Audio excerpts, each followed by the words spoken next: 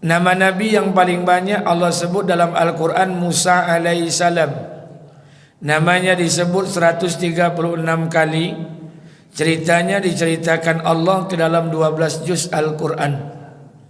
Berbeda dengan Nabi yang lain. Kalau Ibrahim namanya disebut cuma 69 kali. Adam disebut namanya cuma 25 kali. Nuh disebut namanya 43 kali. Isa disebut namanya 55 kali.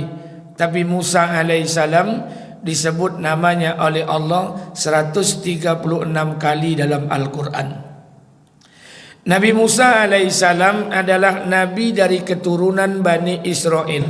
Sungguh kami telah berikan nikmat yang banyak kepada Bani Israel. Nikmat apa salah satunya?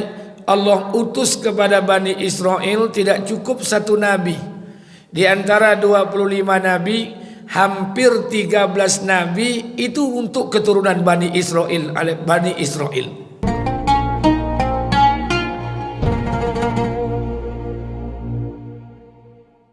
Assalamualaikum warahmatullahi wabarakatuh.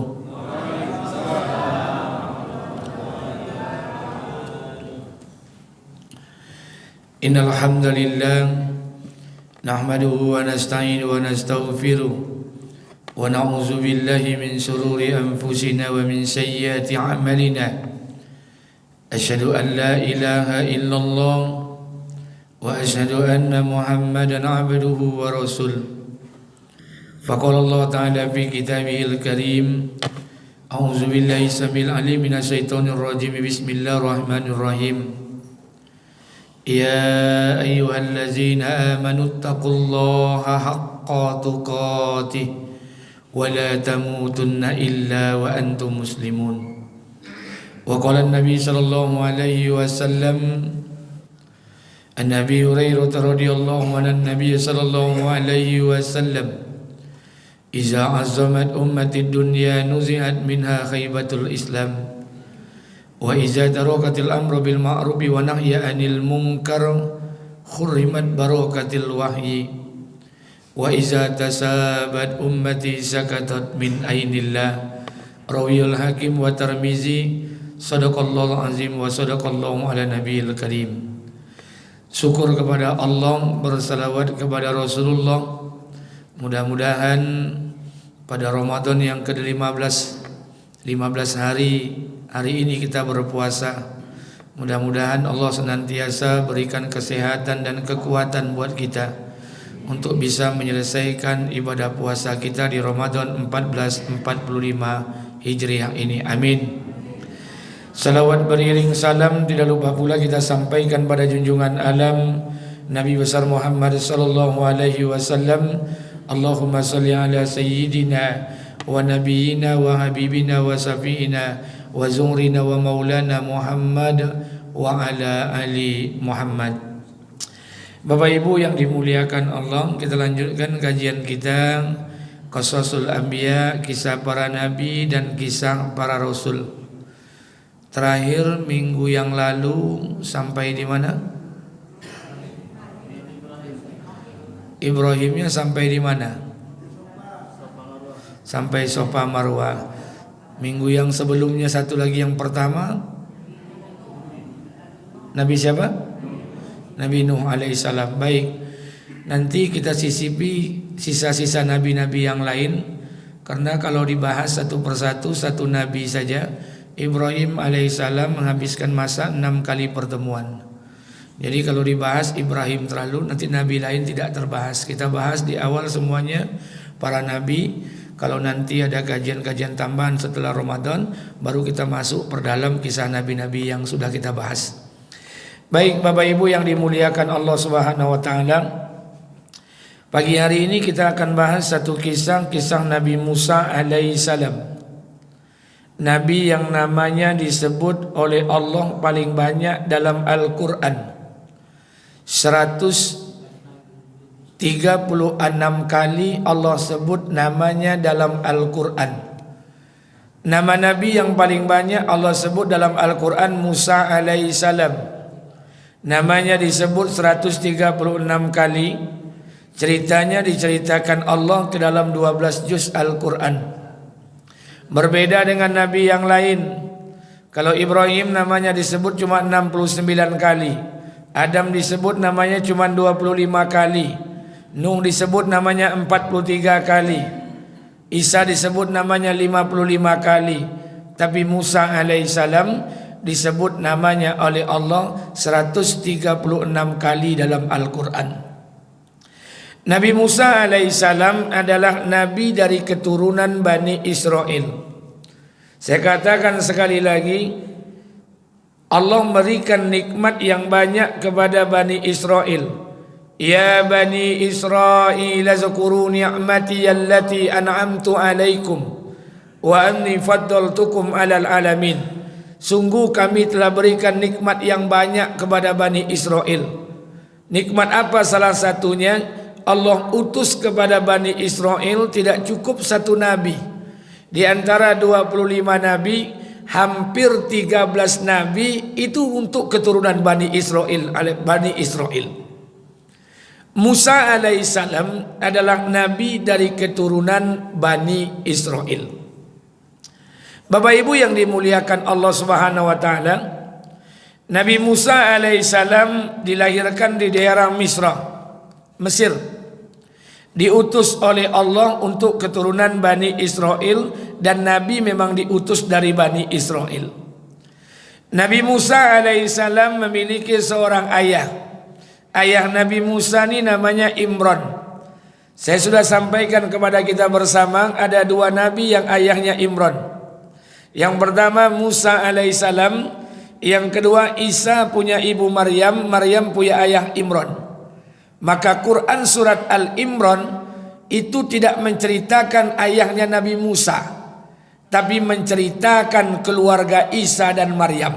Jadi Quran surah Al-Imran tidak menceritakan ayah Nabi Musa, tapi menceritakan keluarga Isa, keluarga Maryam, keluarga Imran, orang tua daripada Maryam. Nabi Musa alaihissalam memiliki ayah dan ibu. Ayahnya bernama Imran, ibunya bernama Yukabid. Ada yang mengatakan ibu Nabi Musa ini bernama Aminah. Wallahu a'lam bisawab, apapun namanya. Musa alaihissalam diutus oleh Allah dalam rangka pembebasan Bani Israel. Kenapa? Karena di Mesir itu ada dua suku bangsa yang besar. Yang pertama namanya bangsa Kibti. Bangsa Kibti ini bangsanya Firaun.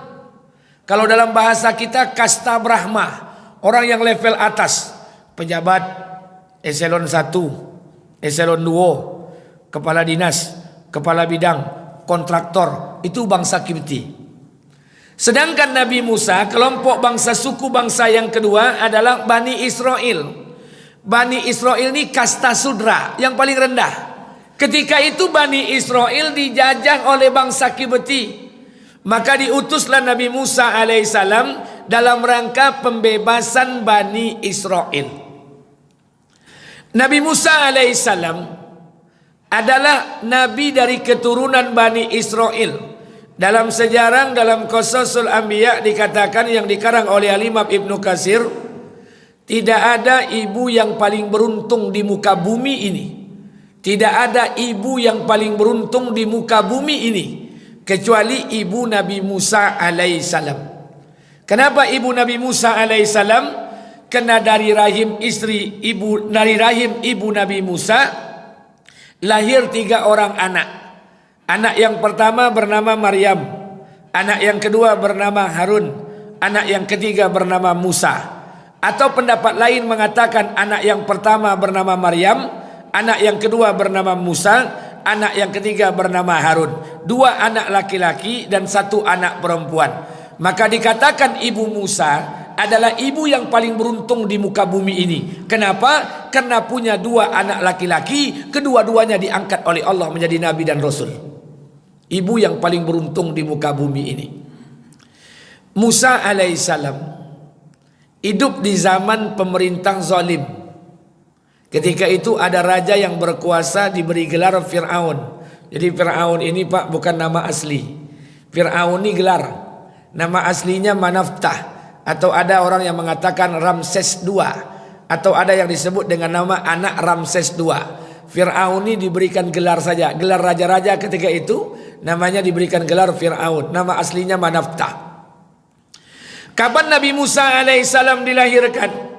Nabi Musa alaihissalam dilahirkan di saat ada peristiwa besar yang terjadi.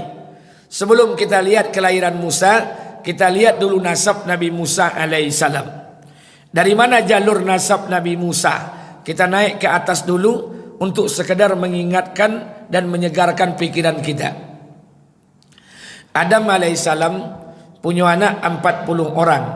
Salah satu di antara anaknya yang diangkat jadi nabi, Sis alaihissalam. Sis punya anak Anusi, Anusi punya anak Qainan, Qainan punya anak Makhlail, Makhlail punya anak Yarid, Yarid punya anak Idris alaihissalam. Idris punya keturunan Mutasaling, Mutasaling punya anak Lami, Lami punya anak Nuh alaihissalam. Nuh punya 4 orang anak, Kan'an, Sam, Ham, Yafid. Kan'an dihancurkan Allah, tinggal 3 anak, Sam, Ham dan Yafid. Dari Sam itu lahirlah pintu-pintu kenabian. Jadi pintu kenabian itu lahirnya dari pintu Sam. Jadi kalau bapak-bapak, ibu-ibu punya anak, agi nama anak Sam, Samsudin, Samsuri, karena Sam itu pintu kenabian. Dari Sam ini lahirlah anak Arfaksad. Arfaksad punya anak Saleh, Saleh punya anak Abil, Abil punya anak Falik, Falik punya anak Ra'u, dari Ra'u punya keturunan Sarud, dari Sarud ini punya anak Nahur, dari Nahur ini punya anak disebut dengan nama Azar, atau orang menyebutnya namanya Tarah. Azar, Tarah, Tari ini punya anak namanya Ibrahim alaihissalam. Ibrahim sudah kita bahas, punya 4 orang istri, Sarah, Hajar, Kentura, Yasur binti Amar. Dari istri yang pertama namanya Sarah. Sarah punya anak Nabi Ishak, Ishak punya anak Nabi Yakub, Yakub punya anak 12 orang. 12 orang ini keturunannya dikatakan Bani Israel. Salah satu di antara 12 tadi, satu anak bernama Lewi. Lewi punya anak Azar, Azar punya anak Muhid, Muhid punya anak Qohat, Qohat punya anak Imran. Dari Imran lahirlah Musa alaihissalam, Harun alaihissalam. Dari keturunan Harun lahirlah Ilyas alaihissalam.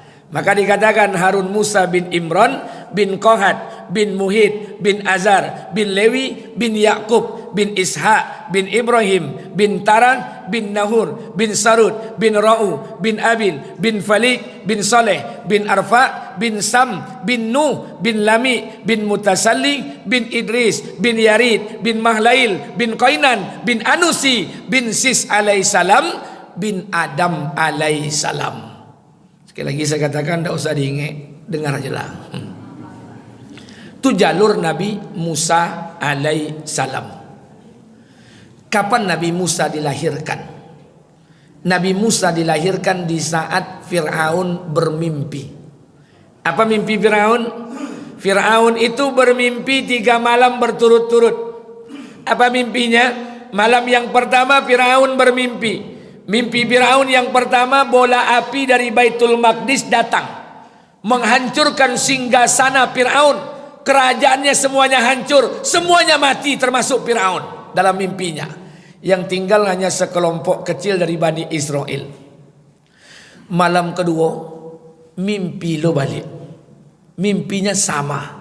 Bola api dari Baitul Maqdis datang ke singgasananya, menghancurkan singgasananya, semuanya mati, hanya tinggal sekelompok kecil Bani Israel. Mimpi yang ketiga, itu juga lagi malam yang ketiga. Bola api dari Baitul Maqdis datang menghancurkan singgasananya. Fir'aun gelisah. Dengan 3 malam berturut-turut mimpi yang sama, maka Fir'aun mengumpulkan bala tentaranya, penasehat spiritualnya, ahli tafsir mimpi, ahli takwil mimpi, dikumpulkan oleh Fir'aun. Disampaikanlah oleh Fir'aun bahwa 3 malam ini saya berturut-turut mimpi. Ada bola api dari Baitul Maqdis datang ke singgasanaku, menghancurkan semua kerajaan kita, semua kita mati. Hanya tinggal sekelompok Bani Israel saja yang selamat. Apa kira-kira arti mimpiku itu? Kata Fir'aun kepada penasehat spiritualnya. Kata penasihat spiritualnya, wahai raja, Jika mimpi engkau seperti ini, itu pertanda bahwa akan lahir satu bayi dari keturunan Bani Israel yang akan menghancurkan singgasana engkau. Coba bayangkan, malam itulah Fir'aun membuat keputusan, seluruh kerajaannya, bala tentaranya diperintahkan untuk mencari bayi laki-laki, perempuan yang hamil dari keturunan Bani Israel. Siapa saja yang melahirkan di antara mereka laki-laki, bunuh. Ini yang diceritakan Allah dalam Al-Quran. Wa iznajjainakum min ali fir'auna yasumunakum su'al azab yuzabbihuna abna'akum wa yastahyuna nisa'akum wa fi zalikum bala'un min rabbikum azim. Tahukah kalian ketika Allah menyelamatkan kalian dari Fir'aun yang sangat kejam? Yuzabbihuna abna'akum, dia menyembelih anak laki-laki di antara kalian. Wa yastahyuna nisa'akum. Saya tanya dengan dosen yang ahli bahasa Arab, karena saya tidak pandai bahasa Arab. Saya tanya sama dosen yang ahli bahasa Arab. Apa katanya? Menyembelih itu Allah menggunakan banyak kata dalam Quran. Yang pertama, kata pertama digunakan Allah nahar. Makanya ada yaumin nahar, hari penyembelihan. Nahar itu digunakan menyembelih dalam posisi berdiri. Makanya unta itu disembelih ketika posisi berdiri. Tapi kalau menyembelihnya dalam posisi berbaring, maka tidak digunakan kata nahar, digunakan kata zabaha. Menyembelih dalam posisi berbaring. Makanya kambing, jawi, sapi itu bukan nahar, zabaha. Tapi kalau digunakan Allah tasdik, zabaha, itu maknanya menyembelih dalam posisi berbaring, menyembelihnya berulang-ulang kali. Yang dikatakan Allah, yuzabbihuna abna'akum. Fir'aun itu menyembelih anak laki-laki di antara kalian berulang-ulang kali di depan ayah ibu mereka. Wa yastahyuna nisa'akum. Dia biarkan hidup anak perempuan di antara kalian. Begitu kejamnya Fir'aun. Saat itulah Nabi Musa dilahirkan. Pelajaran yang pertama, rupanya mimpi ini tidak boleh disepelekan. Mimpi ini kalau untuk para nabi menjadi tanda-tanda nubuah. Yusuf mimpi bulan, matahari, 11 bintang sujud di hadapannya. Ibrahim bermimpi 8, 9, 10 Zulhijjah Ibrahim bermimpi. Rupanya mimpi kalau kepada nabi itu tanda-tanda nubuah. Fir'aun pun diberikan mimpi oleh Allah 3 malam berturut-turut. Jadi rupanya tanda juga bahwa kehancuran Fir'aun itu sudah mulai akan dekat dan terjadi. Ini tanda-tanda. Di saat itulah Fir'aun membuat keputusan. Apa keputusan Fir'aun? Mencari setiap bayi laki-laki dari keturunan Bani Israel, bunuh. Dibunuh. Ketakutan Fir'aun. Saat itulah Nabi Musa dilahirkan dari rahim seorang ibu Yukabid, atau disebut dengan nama Aminah. Lahirlah Musa alaihissalam. Fitrah satu orang ibu melahirkan anak, kemudian lahir anaknya laki-laki. Fitrahnya kekhawatiran dan ketakutan. Kenapa? Karena tadi malam Fir'aun membuat keputusan bahwa setiap laki-laki yang lahir dari keturunan Bani Israel bunuh. Kekhawatiranlah ibu Nabi Musa alaihissalam. Ini yang dikatakan Allah, fa'auhayna ila ummi ma yuha. Kami telah ilhamkan kepada ibu Musa alaihissalam, diberikan petunjuk oleh Allah kepada ibu Musa. Jadi hebatnya, kalau Allah ingin menjaga satu orang hamba, dari awal hamba itu sudah mulai diberikan petunjuk oleh Allah. Kami berikan ilham, kami berikan petunjuk kepada ibu Musa alaihissalam. Apa kata Allah? Wahai ibu, lahirkanlah bayi itu. Ketika dilahirkan, kata Allah, wahai ibu, susukanlah bayi itu. Kalau kau takut akan keselamatannya, hanyutkan bayi itu akan ditemukan oleh musuhku, dan musuhnya bayi itu akan kami kembalikan kepada engkau. Itu perintah dari Allah, petunjuk dari Allah kepada ibu Nabi Musa alaihissalam. Pelajaran kedua, ketakutan dengan manusia itu manusiawi. Ibu Musa takut dengan Fir'aun itu manusiawi. Yang tidak boleh itu ketakutan kepada manusia, ketakutan kepada makhluk yang mengalahkan ketakutan kita kepada Allah. Itu yang tak boleh. Tapi kalau hanya sekedar takut, biasa saja, manusiawi. Ibu Musa takut dengan Fir'aun. Jangan-jangan nanti bayinya, anaknya ini akan dibunuh oleh Fir'aun laknatullah alaih. Apa yang terjadi? Diikutilah petunjuk oleh ibu Musa alaihissalam. Disiapkanlah kotak. Disiapkanlah tempat, dihanyutkanlah Musa kecil. Kisah ini dari dulu sampai sekarang kita sudah hafal. Dimasukkanlah Musa kecil, ketika itu belum ada nama. Dihanyutkanlah bayi itu. Apa yang terjadi? Hebatnya Allah.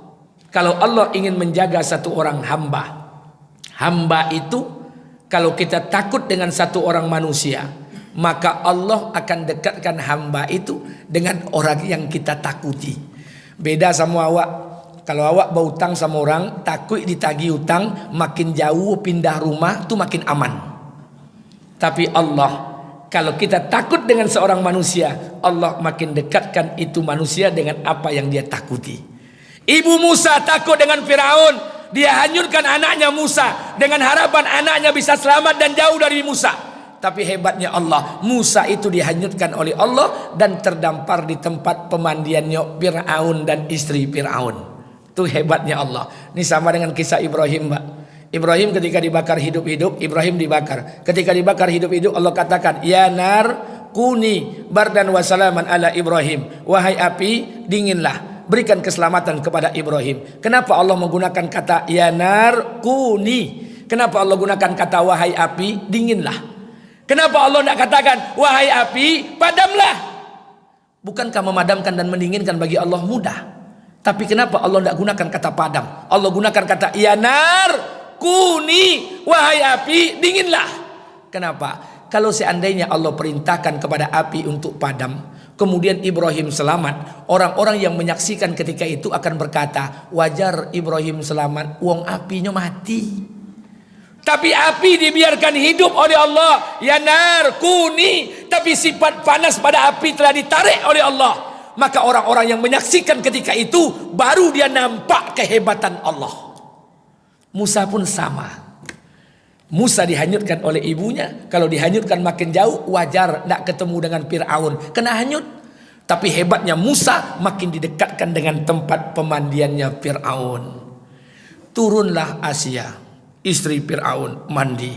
Nampak kotak sama dia, dibukanya bayi. Terkejutlah istri Fir'aun. Kami ilhamkan kepada istri Firaun Asia rasa cinta, rasa sayang kepada bayi kecil itu.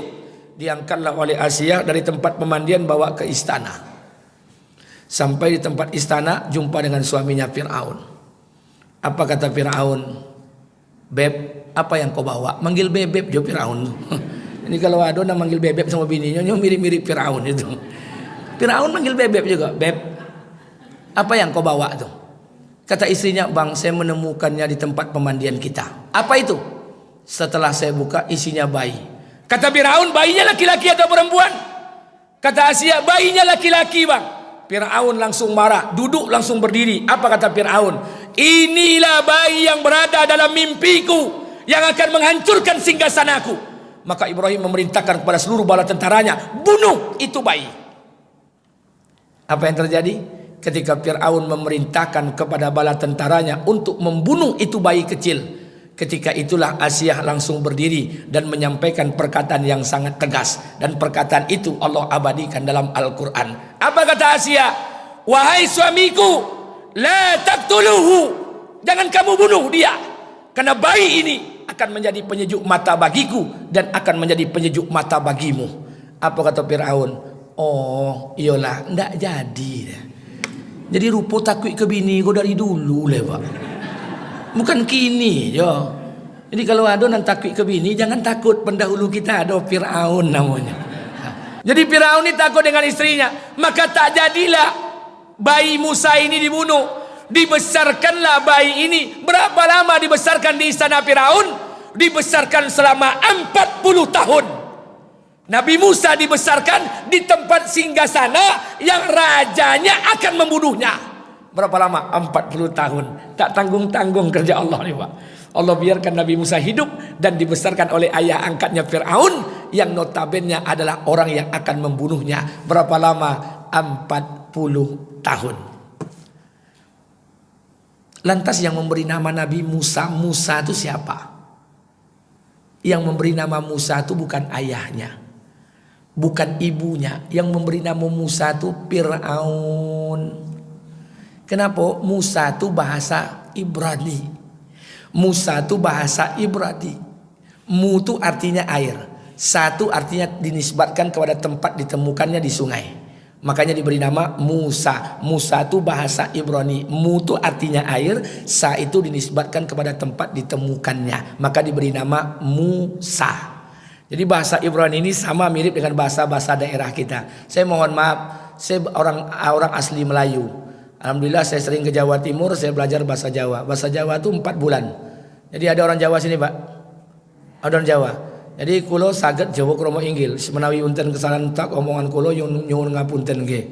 Jadi saya ini bukan orang Jawa tapi bisa bahasa Jawa. 3 bulan saya belajar. Jawanya Jawa kromo inggil, bukan Jawa kasar. Kalau Jawa kasar, sopo jenenge? Nandi kue iki boten wonten toto kromo ora elok. Belajar bahasa Batak, bahasa Medan 1 tahun. Saya tidak pandai menyampaikan tapi tahu arti orang ngomong. Bahasa Banjar mohon maaf 6 bulan saja. Semenjak di Cemee saya sama orang Banjar, semenjak itu saya pastikan diri saya belajar bahasa Banjar, ngerti saya. Tapi belajar bahasa yang paling berat saya belajar bahasa Aceh. Bahasa Aceh itu 2 tahun saya belajar sampai sekarang tidak ngerti-ngerti.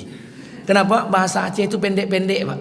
Air I, kelapa U, air kelapa I U, pendek-pendek saja. Kalau tidak percaya tanyalah orang Aceh itu. Air I, kucing mi, kucing ai mi I. Jangan-jangan bahasa Aceh itu mengadopsi daripada bahasa Ibrani, pendek-pendek. Mu air, sa tempat dinisbatkan, namanya Musa. Makanya baik Bapak Ibu yang dimuliakan Allah Subhanahu wa taala. Maka ketika itulah Nabi Musa alaihissalam dibesarkan di singgasana Firaun. Berapa lama? Selama 40 tahun. Besarlah Nabi Musa dibesarkan oleh ibu angkat dan ayah angkatnya. Setelah 40 tahun Nabi Musa keluar dari istananya, main-main, jalan-jalan. Dikatakan oleh Allah dalam Al-Quran, ketika Nabi Musa alaihissalam keluar dari istananya, masuk ke kota Memphis. Memphis itu nama berhala yang sangat besar ketika itu. Masuklah Nabi Musa alaihissalam ke kota Memphis, berhala sangat besar.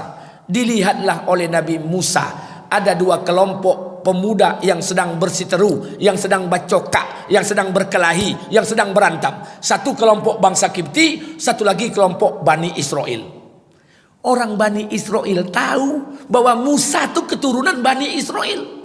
Maka kelompok Bani Israel ini minta tolong kepada Musa untuk membantunya dalam perkelahian dengan pemuda bangsa Kipti. Karena Nabi Musa merasa keturunan Bani Israel, maka dia bantulah pemuda dari Bani Israel. Dipukullah oleh Nabi Musa alaihissalam satu pemuda dari bangsa Kipti. Satu pukulan tadi menyebabkan satu pemuda itu mati.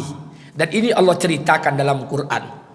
Maka ketika mati itu pemuda, Nabi Musa merasa bersalah. Maka dia tinggalkan istananya, dia lari sporing ke kota Madian. Kota Madian itu jaraknya lebih kurang 100 km. Sporing sambil berdoa kepada Allah, ya Allah ampuni saya, ya Allah faghfirli faghfaralahu, ya Allah maafkan saya, ampuni saya ya Allah. Nabi Musa bertobat sambil dia berlari-lari bertobat kepada Allah karena telah membunuh satu pemuda dari bangsa Kipti. Pelajaran ketiga, Nabi Musa membantu Bani Israel itu manusiawi. Kenapa? Satu suku mencintai satu kaum itu manusiawi. Orang Minang suku sama orang Minang itu manusiawi. IKMR, Ikatan Keluarga Minang Riau. Orang Jawa sama-sama orang Jawa itu manusiawi. Paguyupan Jawa. Orang Batak sama orang Batak wajar. Paguyupan. Orang Ocu sekampung sama orang Ocu, mencintai orang Ocu itu biasa. Mencintai satu kaum itu biasa dan manusiawi. Yang tidak boleh itu adalah asobiyah. Asobiyah ini kata ulama hukumnya haram. Apa itu asobiyah? Fanatik yang berlebih-lebihan kepada satu suku, menganggap sukunya paling baik dan suku orang lain tidak baik. Ini tradisi orang jahiliyah. Hukumnya kata ulama haram. Jadi tidak boleh. Makanya mohon maaf Bapak Ibu, tidak selamanya kata orang tua kita itu baik. Kalau katanya kurang baik, sampaikan kepada orang tua kita dengan hikmah agar jangan tersinggung perasaannya. Jika ada statement perkataan orang tua kita doktrin yang tidak baik, luruskan dengan kata-kata hikmah, luruskan dengan arif dan bijaksana. Jangan sampai hatinya tersinggung dan tersakiti. Kita belajar sedikit demi sedikit. Jadi makanya mohon maaf Bapak Ibu yang dimuliakan Allah Subhanahu wa taala, tidak ada lagi kita asobia, tidak ada lagi kesukuan fanatik yang berlebih-lebihan yang merasa sukunya paling baik, suku di luar sukunya tidak baik, tidak ada. Setiap suku punya kekurangan, setiap suku punya kelebihan, setiap ras punya kekurangan, setiap ras punya kelebihan. Kalau seperti ini Pak, mohon maaf saya ingin sampaikan, indah kita beragama nih Pak. Tidak ada lagi beda di antara kita, sama saja. Makanya mohon maaf, saya punya anak perempuan 2 orang, laki-laki 1 orang. Terserah saja, siapa saja menantu saya, welcome. Tidak ada masalah. Pastikan dia ada Allah, pastikan ada Rasul. Silakan dari suku mana saja, tidak ada persoalan. Kalau seperti ini pemahaman kita Pak, ini kan pemahaman orang tua-tua dulu Pak. Awak sampean ke orang tua awak, apa kata mak awak? Wak tidak ngerti yang doa, adalah salah loh Pak. Maka saya sampaikan buat kita bersama, kita yang paham hari ini, tidak ada lagi asobiah. Mencintai satu kaum itu manusiawi, yang tidak boleh itu asobiah, fanatik yang berlebih-lebihan, merasa sukunya paling baik, suku di luar sukunya tidak baik. Hukumnya kata ulama asobiah itu hukumnya haram. Maka oleh karena itu, hadirin yang dimuliakan Allah Subhanahu wa taala, ini 3 pelajaran. Baru kita membahas belum Nabi Musa ketika dilantik menjadi rasul. Maka larilah Nabi Musa ke kota Madian. Kota Madian itu, di sanalah Nabi Musa menemukan istrinya bernama Ummu Safura. Ada 3 pendapat para ulama. Ummu Safura itu siapa? Pertama mengatakan Ummu Safura itu adalah putri Nabi Syuaib. Tapi dibantah oleh ulama lain. Dari mana jalurnya putri Nabi Syuaib? Karena jarak antara Syuaib dengan Musa itu jaraknya 480 tahun. Dari mana? Tidak ketemu. Contoh, Musa jalurnya dari istri pertama Ibrahim. Sarah punya anak Ishak. Ishak punya anak Yakub. Yakub punya anak salah satunya Lewi. Lewi punya anak Azar. Azar punya anak Muhid. Muhid punya anak Kohat. Kohat punya anak Imron. Imron punya anak Musa. Itu jalur Musa. Sementara jalur Nabi Syuaib dari istri ketiga Ibrahim, namanya Kentura. Kentura punya anak 6. Salah satu anaknya bernama Madian. Madian punya anak Yashur. Yashur punya anak Mikail. Mikail punya anak Syuaib alaihissalam. Tidak mungkin putri Nabi Syuaib, kata ulama sejarah. Pendapat yang kedua, Ummu Safura itu adalah anak kepala suku Madian. Pendapat yang ketiga, Ummu Safura itu adalah anak daripada keponakan Nabi Syuaib alaihissalam. Mana yang benar? Matawa. Karena ini sejarah. Makanya saya sampaikan beberapa pendapat para ulama. Maka pergilah Nabi Musa ke kota Madian, dan pada akhirnya Nabi Musa alaihissalam menikahlah dengan salah seorang perempuan dari kota Madian. Perempuan itu menjadi istri Nabi Musa bernama Ummu Safura. Bapak Ibu yang dimuliakan Allah Subhanahu wa taala, kesimpulan singkat dari perjalanan Musa sebelum diangkat jadi nabi. Maka nabi-nabinya Allah, kalau sudah dipilih oleh Allah, kalau sudah ditentukan oleh Allah akan diangkat menjadi nabi dan rasul, maka Allah bertanggung jawab untuk menjaganya, memeliharanya dan melindunginya dengan cara Allah Subhanahu wa taala. Allah punya tanggung jawab. Jadi sebetulnya ini pelajaran buat kita. Kalau kita ini dekat dengan Allah, Allah punya cara untuk menyelesaikan setiap masalah kita.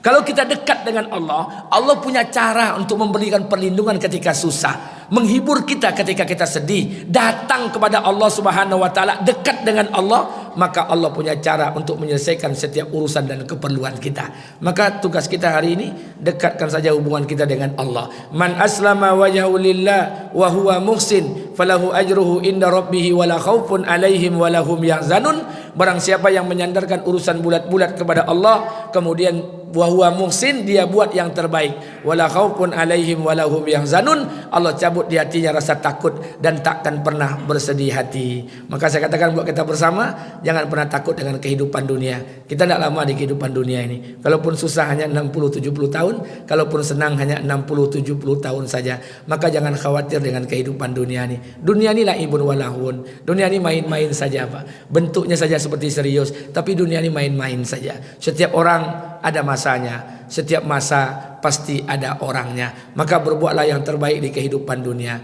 Apalagi sekarang Ramadan yang ke-15, artinya 10 hari yang kedua. Kalau sudah 10 hari yang ketiga, semua masjid di kota Pekanbaru melaksanakan program i'tikaf. Saya minta kepada jamaah di Masjid Munawarah ini ada i'tikaf. Buatlah itikaf, bersama-sama itikaf, hidupkan 10 hari yang terakhir ini untuk menjadikan diri kita orang yang terbaik. Jangan dipilih-pilih malamnya. Malam ganjil aja lah Ustaz, karena Lailatul Qadar itu malam ganjil. Hati-hati. Malam ganjil 21 itu versi pemerintah, versi Muhammadiyah malam genap. Malam 22 sama awak, malam ganjil versi Muhammadiyah. Jangan-jangan Lailatul Qadar turun pada malam ganjil versi Muhammadiyah.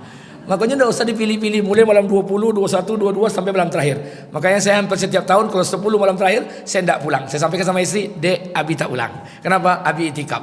Baru pulang di malam takbiran. Tapi segala keperluan-keperluan sudah kita selesaikan. Makanya mohon maaf, saya ada baca satu hadis Nabi, tapi hadisnya matanya sangat panjang. Ada 4 jalur periwayatan. 1, Rasulullah SAW katakan pada malam nisfu Sa'ban. Yang kedua pada awal Ramadan. Yang ketiga pada malam Lailatul Qadar. Saya lebih cenderung pada malam Lailatul Qadar. Ini yang dikatakan Allah, Inna anzalnahu fi Lailatul Qadar. Sesungguhnya Al-Quran Allah turunkan pada malam Qadar. Apa itu Qadar? 2 pendapat para ulama berbeda pendapat. 1, Qadar mengatakan ukuran atau takaran. Yang kedua ada yang mengatakan Qadar itu sempit. Kenapa sempit? Karena malam itu tanazzalul malaikah. Seluruh para malaikat dipimpin oleh Jibril turun. Makanya bumi terasa sempit. Untuk apa? Menyelesaikan segala urusan. Makanya mohon maaf, dikatakan oleh para ulama pada malam Qadar itu, pada malam Lailatul Qadar itu, malaikat Jibril dan para malaikat turun untuk menyelesaikan semua urusan. Dan pada malam itu Allah berikan catatan kepada setiap para malaikat. Apa catatannya? 1, catatan Allah berikan kepada malaikat Mikail. Daftar nama-nama orang nankan kayu tahun depan, Lailatul Qadar tahun ini Allah berikan. Daftar nama-nama orang nankan kayu tahun depan, ko namanya. Yang ndakkan kayu-kayu walaupun kerojo siang malam tetap yang ndakkan kayu loh. Daftar nama-nama orang nankan kawin tahun ko namanya. Yang ndakkan kawin-kawin walaupun tiap malam baboda, ndak juga kan kawin dah. Daftar nama-nama orang yang akan nikah tahun ko yang punya anak dikasih daftar. Yang kedua, Allah berikan catatan kepada malaikat Israel. Daftar nama-nama orang yang akan mati tahun depan. Jadi yang tahun ini Ramadan yang lalu, yang untuk tahun depan Ramadan ini Allah berikan catatan. Makanya mohon maaf saya sedih dan menangis. Ibu-ibu sibuk buat kue mentega, kue peye, rupanya nama ibu masuk orang pertama mati tahun ko. Maka oleh karena itu sibukkan diri kita dengan beramal di 10 hari yang terakhir ini. Kalau memang patut beli kue, beli sajalah. Daripada mengganggu ibadah kita. Toh beko di 10 hari yang terakhir, omak-omak membuat kue nan omak buat ndak jo lomak doh. Peyek nan dibuat kore jo. Daripada sia-sia tarawih, sia-sia witir, sia-sia bacaan Quran kita, habiskan di 10 hari yang terakhir untuk menjadikan diri kita yang terbaik. Dan pastikan Ramadan ini menjadi Ramadan yang terbaik dalam kehidupan kita. Amin. Amin amin ya rabbal alamin. Mudah-mudahan ini berkah buat kita bersama. Lebih kurang saya mohon maaf. Subhanakallahumma bihamdika asyhadu an la ilaha illa anta astaghfiruka wa atubu ilaik. Assalamualaikum warahmatullahi wabarakatuh.